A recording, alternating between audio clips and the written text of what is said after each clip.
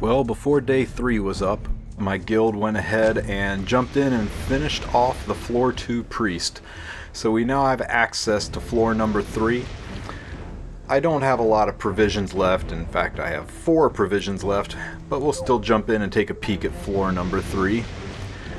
I entered on the eastern side, which disappoints me a little bit. The eastern side has a mage statue, the western side has a warrior statue, and I was looking forward to getting the boost from the warrior statue. This guild chest is it's got armbands in it, so I think it's worth taking down. Those armbands are a premium currency, so I'm going to move over and hit that tomorrow when I have more provisions. So just to be ready for this fight, I'm going to go ahead and take a look at the Banshee's stats. So after it's attacked, she gets stronger and faster. She gives her CR push every time she's attacked. She gives herself a barrier. She decreases your attack. Her defense goes up when she has a barrier. She hits harder when she has a barrier.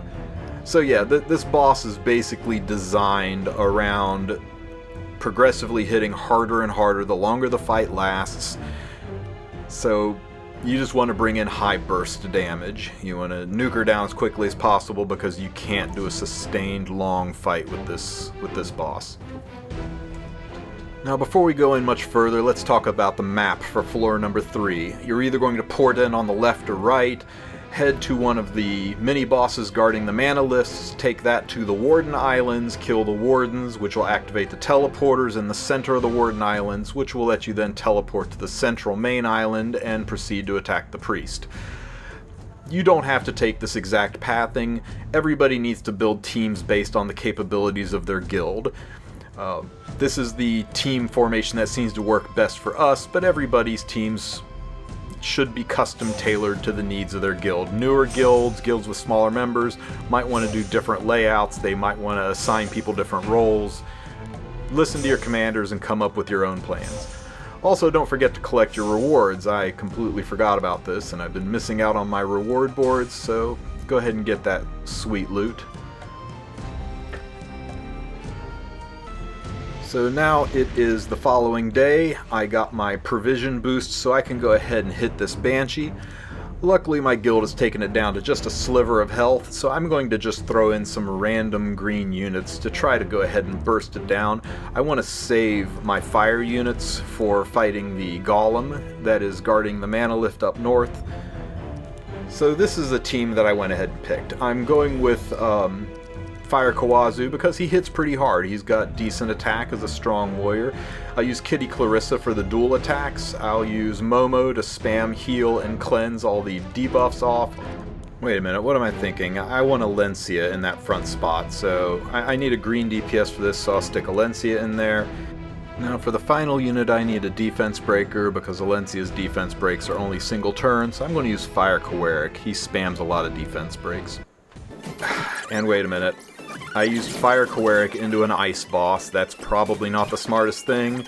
And that's a funny looking Alencia up front. Somehow I have picked Amelia instead of Alencia. Okay, here's the thing. I was up until like 3 a.m. playing Tower of Fantasy, so I didn't get a lot of sleep. And I did this before coffee, so don't at me. It's still enough damage to clear this boss. It only had a sliver of health, so it worked, and that's all that matters.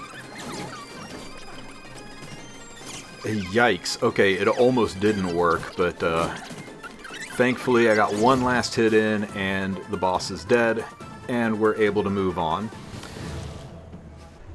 Now, stamina can be at provisions can be at a premium when wandering around an ancient inheritance.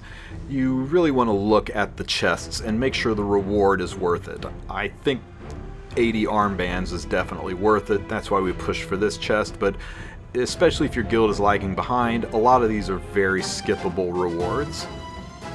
Okay, so up we go exploring. It's fine to collect treasure chests on floor number 2, but I wanted to see what this relic had to offer. Again, sleepy, didn't check to see if I had room for the relic.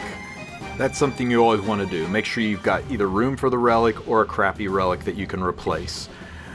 Unfortunately, I don't have room for the relic, so my only option is to cancel and move on, because I didn't want to replace any of the relics that I've got. So I just wasted 5 provisions taking a look at a relic statue.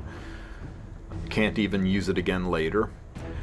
Because I wasted the provisions, I'm going to go ahead and skip that gold treasure chest so I can move a little further. I want to make sure I have an attack to give. I'll go ahead and check out this left-hand or right-hand side to just clear out the map and explore a little bit.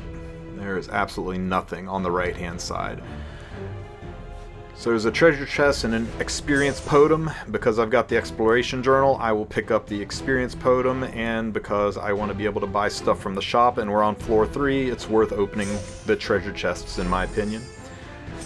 And there's the experience I needed to take on that relic if I'd not looked at it already.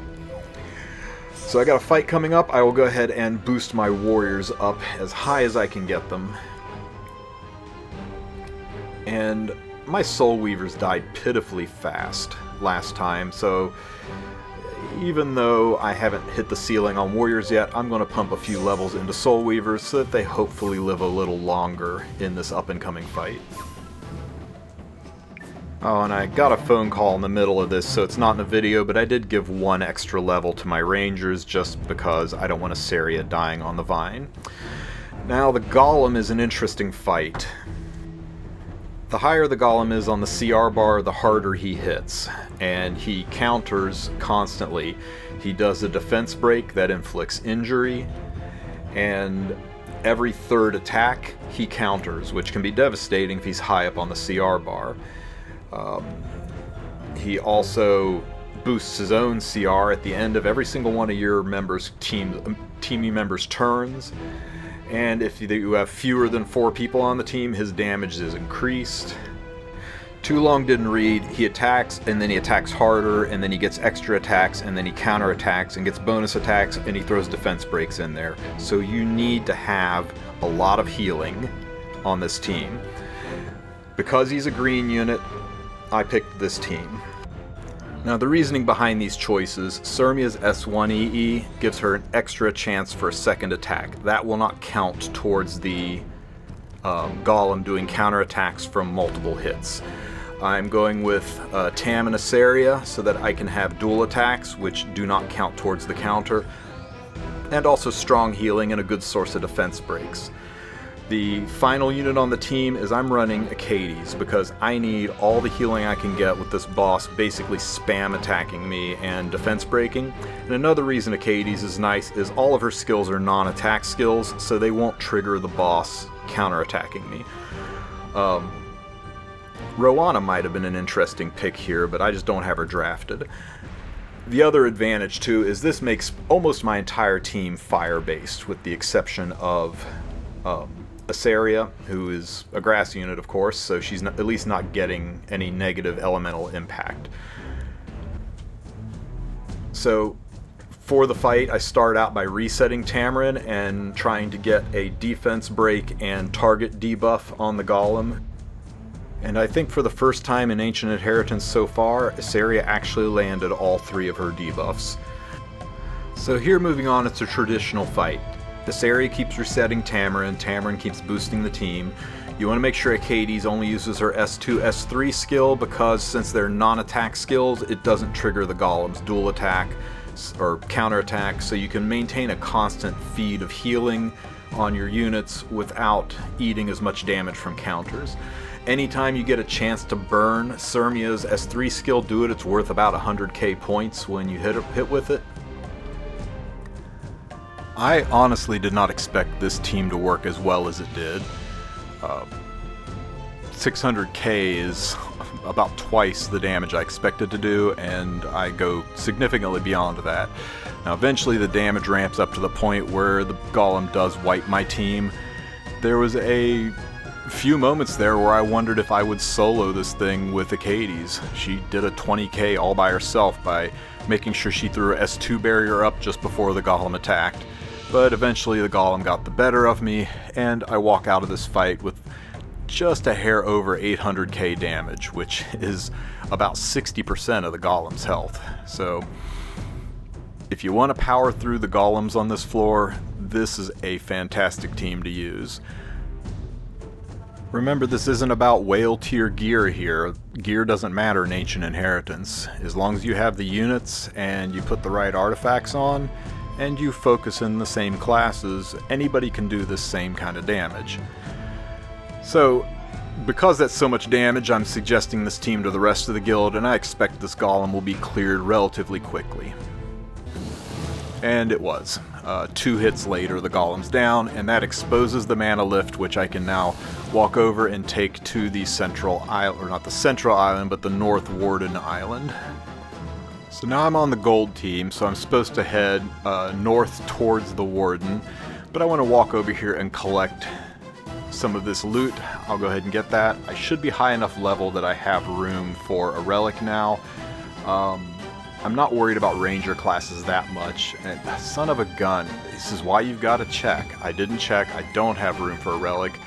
I'm going to go ahead and get rid of Old Nib. I know that's contrary to what I said in the past, but there's a better Old Nib that's worth 2 enhancement points, and I'm hoping that the next artifact or relic place I check will offer that, since I got the relic that boosts your ability to get rare items. I'm skipping that scroll because even though there's some nice loot there to the south, my job is heading north to the Warden. So I'm going to slide up so that in the morning I can pick up that book, get the experience points, and then continue on and do my first hit on the Warden and tackle the mini-boss who's guarding the guild chest. Something to note, that mini-boss guarding the North Guild chest is another golem. If it's a green golem, then I'll be able to use the same team I used before and hopefully knock it out quickly. I hope this video helps you prepare for floor number 3, and if you enjoy the video, go ahead and give it a like, and if you enjoy the content, consider a subscribe. Have a great one.